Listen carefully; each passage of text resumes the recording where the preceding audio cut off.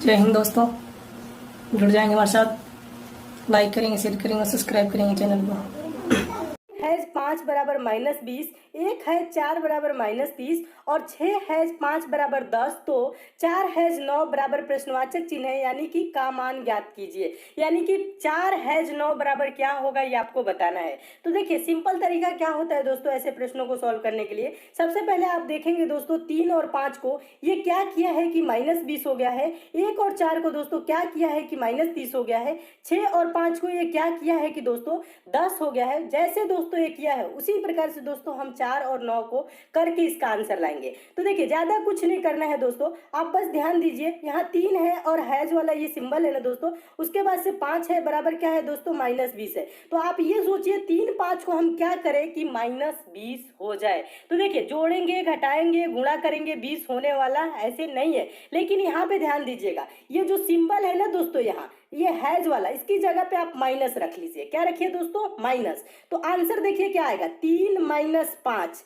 बराबर दोस्तों ये क्या होगा दोस्तों -2 होगा ना। इसको आप 10 गुना कर दीजिए, यानी 10 से गुना कर दीजिए, तो 10 गुना के 20 -20 होगा। समझ रहे हैं ना कैसे हुआ। चलिए सेकंड वाले में देखिए और क्लियर हो जाएगा। यहाँ आप देखिए सेकंड वाले में दोस्तों यहाँ है ना, आप यहाँ पे माइनस कर दीजिए तो 1 - 4 होगा। 1 - 4 का मतलब क्या होगा दोस्तों? -3 होगा। 1 - 4 मतलब -3, और इसका क्या करिए दोस्तों 10 से गुना कर दीजिए तो क्या होगा दोस्तों -30 होगा। देखिए -30 यहाँ पे दिया हुआ है ना। ठीक इसी प्रकार से आगे वाले को करिएगा। ये है ना, इसकी जगह पे माइनस कर दीजिए तो 6 में से 5 जाएगा तो क्या होगा दोस्तों 1 होगा, और इसका 10 गुना कर दीजिए तो ये प्लस में 10 होगा, और प्लस में 10 दिया हुआ है। ठीक है, समझ में आ रहा है। इसी प्रकार से दोस्तों जो आपका प्रश्न पूछ रहा है उसका आंसर देंगे। 4 हैज की जगह क्या करेंगे? माइनस कर लेंगे तो 4 - 9 यानी कि क्या होगा दोस्तों -5 होगा, और इसका क्या करिए 10 गुना करिए तो 5 गुने 10 करेंगे तो क्या होगा 50, और ये क्या होगा -50, यानी आंसर इसका क्या होगा -50। देखिए -50 किस ऑप्शन में है, देखेंगे ऑप्शन नंबर सी में है। आपका ऑप्शन नंबर सी दोस्तों क्या हो जाएगा? सही हो जाएगा। तो मैं उम्मीद करता हूं दोस्तों आप इस प्रश्न को बहुत अच्छे तरीके से समझ गए होंगे, और इस टाइप के क्वेश्चन आपके एग्जाम में आएगा तो आप अच्छे से सॉल्व कर लेंगे। चलिए अब हम नेक्स्ट क्वेश्चन की ओर चलते हैं। और एक बात और बता दूं दोस्तों, लास्ट में हम आपसे एक प्रश्न भी पूछेंगे। प्रश्न टेस्ट के तौर पर रहेगा, होमवर्क के तौर पर रहेगा, जिसका आंसर सभी दोस्तों को कमेंट करके बताना है। सारे दोस्तों जितने भी इस वीडियो में क्वेश्चन लिया हो, एग्जाम ओरिएंटेड क्वेश्चन लिया हो, सेट पैटर्न के क्वेश्चन लिया हो जो बार बार आपके एग्जाम में पूछे जाते हैं, इसलिए दोस्तों वीडियो को लास्ट तक आप जरूर देखिएगा। दूसरा क्वेश्चन हम आपको बता दें, ये प्रश्न भी मोस्ट इंपॉर्टेंट है, पूछा गया प्रश्न है, और ऐसे प्रश्नों के लिए भी पेन उठाने की जरूरत नहीं है। देखिए सेकंडों में कैसे आंसर दिया जाता है हम बता रहे हैं। पहले प्रश्न को पढ़िए। प्रश्न क्या कह रहा है? प्रश्न कह रहा है दिए गए विकल्पों में से लुप्त संख्या ज्ञात कीजिए। लुप्त संख्या मतलब मिसिंग नंबर। कहाँ पे दोस्तों संख्या गायब है? देखिए कॉर्नर पे यहाँ प्रश्नवाचक चिन्ह दिया हो, यहीं पे बताना है कौन सी संख्या होगी। इसके लिए दोस्तों आसान तरीका क्या होगा हम बता रहे हैं, समझिएगा। आप पहले क्वेश्चन में जो संख्या दी गई है, जो अंक दिए गए हैं ना, आप उसको ध्यान से देखिए। 8 13 72 117 21 7 189 63 4 6 36, उसके बाद प्रश्नवाचक चिन्ह। तो देखिए ध्यान दीजिएगा, इसको हम दो तरीके से सॉल्व करते हैं। सोचने का जो तरीका होता है, आप तो पहला तरीका ये देखेंगे 8 और 21 को दोस्तों क्या करें 4 हो जाए, 13 और 7 को क्या करें 6 हो जाए, उसी प्रकार से 72 189 को क्या करें कि आपका 36 हो जाए, और 117 और 63 को करके वैसे आंसर लाएंगे। एक तो ये तरीका। दूसरा तरीका दोस्तों आप ऐसे देख सकते हैं ऊपर से साइड से। कहने का मतलब है 8 13 72 को दोस्तों हम क्या करें कि 117 हो जाए, 21 7 189 को दोस्तों हम क्या करें कि 63 हो जाए, उसी प्रकार से 4 6 36 को हम करके यहाँ पे आंसर लाएंगे। एक तरीका ये होगा। आप दोनों तरीका में किसी भी तरीका से सोच सकते हैं, लेकिन देखिएगा यहाँ पे दोस्तों क्या है, 8 और 21 को दोस्तों हम कुछ भी करें तो 4 आने वाला नहीं है। करके देखिए 4 आएगा? नहीं आएगा। लेकिन अगर हम ऊपर की तरफ दोस्तों सोचे, 8 13 और 72 को करके क्या करना है 117 लाना है, तो यहाँ पे दोस्तों थोड़ा सा ध्यान दीजिएगा। ये 72 जो है ये 8 से कट जाएगा। ये 72 किससे चला जाएगा? 8 से। देखिए एक बार समझाता हूँ।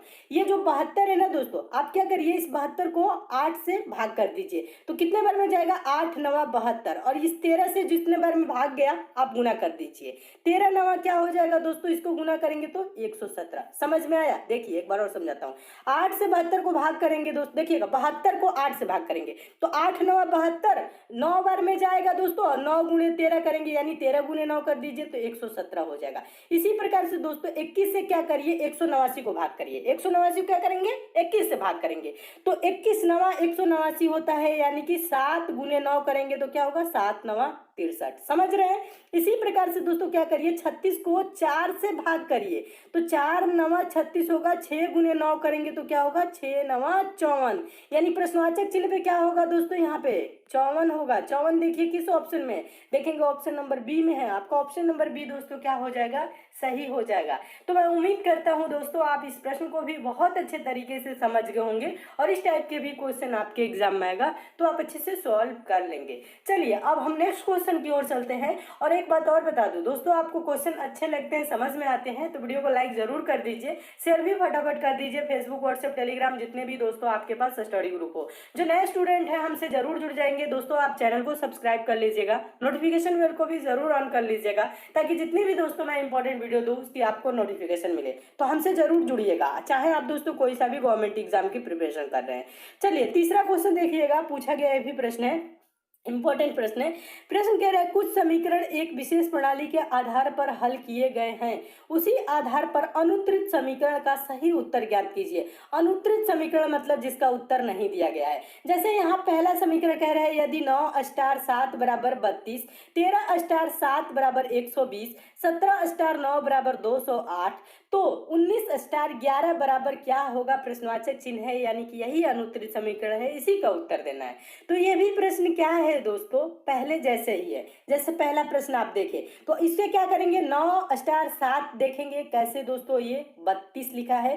13 और 7 को दोस्तों क्या किया है कि 120 हो गया है। 17 और 9 को दोस्तों ये क्या किया है कि 208 हो गया है। उसी प्रकार से 19 11 का करके हम आंसर यहाँ लाएंगे। ठीक है, तो देखिए ज्यादा कुछ नहीं करना है दोस्तों।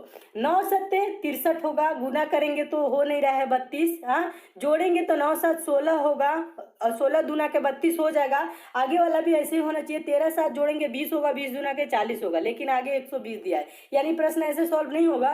थोड़ा सा ध्यान दीजिएगा। अगर मैं बोलूं दोस्तों आप क्या करिए, ये 9 है और ये 7 है तो 9 का पहले क्या करिए दोस्तों, ध्यान दीजिएगा, 9 का स्क्वायर करिए। 9 का स्क्वायर क्या होगा दोस्तों, 9 का स्क्वायर करेंगे 81। 7 का स्क्वायर क्या होगा दोस्तों, 7 का स्क्वायर होगा 49। 81 में से 49 को दोस्तों घटा दीजिए, क्या हो जाएगा दोस्तों, 32 होगा। देखिए 32 यहाँ पे दिया हुआ है, समझ में आया। देखिए आप क्या करिए, 13 का स्क्वायर करिए और स्टार की जगह माइनस कर लीजिए 7 का स्क्वायर। ठीक है, तो 13 का स्क्वायर दोस्तों 169 होगा और 7 का स्क्वायर क्या होगा दोस्तों, 49 होगा। ठीक है, घटाएंगे तो दोस्तों क्या होगा, 120 होगा। देखिए 120 यहाँ पे दिया हुआ है। ठीक है, समझ में आया। चलिए इसी प्रकार से आगे वाले को देखिएगा, 17 का स्क्वायर करेंगे माइनस 9 का स्क्वायर करेंगे। 17 का स्क्वायर 289 होता है दोस्तों, 289 होता है। 9 का स्क्वायर 81 होता है। आप इसमें से घटा लीजिए दोस्तों, क्या होगा, 208 होगा। देखिए 208 दिया हुआ है, समझ में आया। चलिए अब जिसका क्वेश्चन, जो क्वेश्चन है जिसका आंसर पूछ रहा है उसका हम आंसर करेंगे। 19 का स्क्वायर करेंगे और माइनस क्या करेंगे, 11 का स्क्वायर। 11 का स्क्वायर करेंगे तो 19 का स्क्वायर दोस्तों क्या होता है, 361 होता है। 361 होता है ना। 11 का स्क्वायर क्या होता है, 121 121 होता है। घटाइए, 1 में से 1 जा 0, 6 में से दोस्तों क्या होगा, 2 जाएगा तो क्या होगा, 4 होगा। 3 में से 1 जाएगा तो दोस्तों क्या होगा, 2 होगा, यानी कि 240 होगा। यानी इसका आंसर क्या होगा दोस्तों, 240 होगा। देखिए 240 किस ऑप्शन में है, देखेंगे ऑप्शन नंबर डी में है। आपका ऑप्शन नंबर डी दोस्तों क्या हो जाएगा, सही हो जाएगा।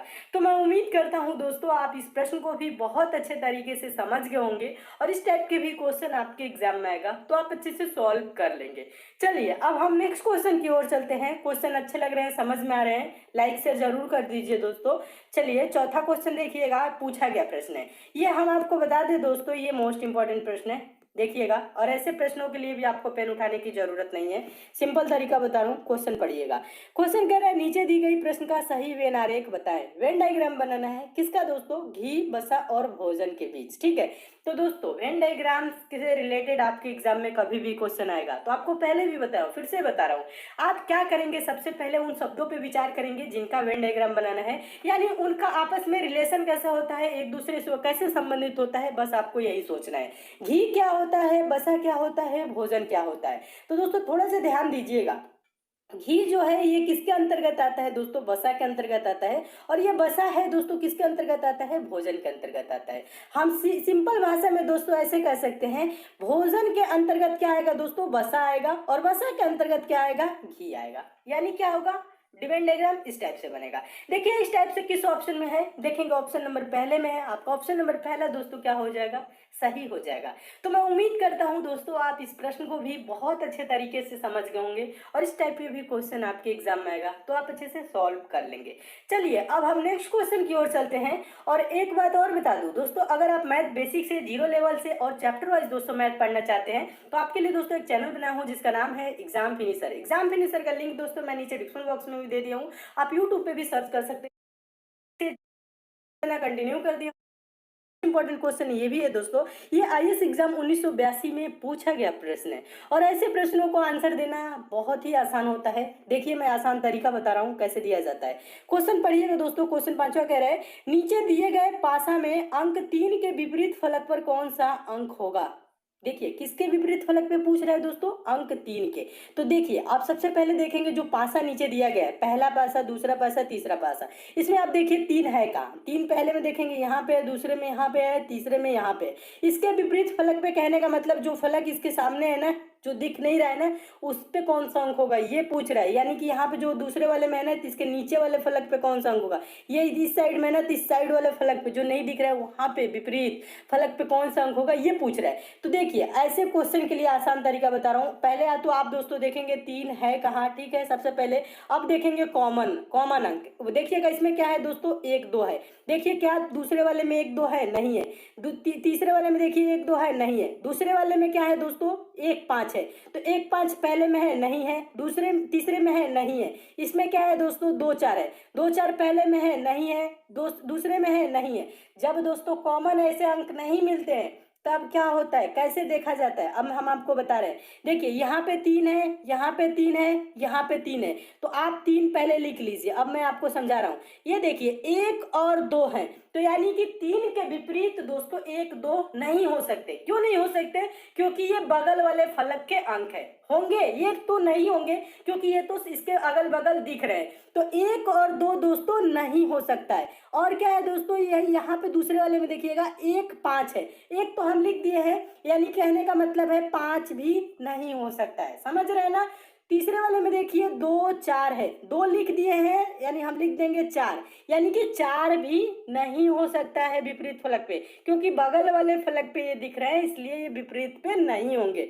यहाँ तक क्लियर हो गया। अब आपको दोस्तों पता होना चाहिए एक पासे में कितने अंक होते हैं, 1 से लेके 6 तक अंक होते हैं। यानी 3 के विपरीत 1 2 5 4 ये नहीं हो सकते। तो होगा क्या दोस्तों, बताइए कौन सा अंक गायब है 1 से लेके 6 तक में, 6 गायब है। यानी 3 के विपरीत फलक पे क्या होगा, 6 होगा। ये आंसर समझ में आया, क्या होगा दोस्तों, 6 होगा। क्यों होगा, क्योंकि दोस्तों एक पासे में 1 से लेके 6 तक अंक होते हैं, और 3 के विपरीत पे 1 2 5 4 नहीं हो सकते, इसलिए बचा जो अंक है दोस्तों वो है 6, यही इसके विपरीत फलक पे होगा। देखिए 6 किस ऑप्शन में है, देखेंगे ऑप्शन नंबर बी में है। आपका ऑप्शन नंबर बी दोस्तों क्या हो जाएगा, सही हो जाएगा। तो मैं उम्मीद करता हूं दोस्तों आप इस प्रश्न को भी बहुत अच्छे तरीके से समझ गए होंगे, और इस टाइप के भी क्वेश्चन आपके एग्जाम में आएगा तो आप अच्छे से सॉल्व कर लेंगे।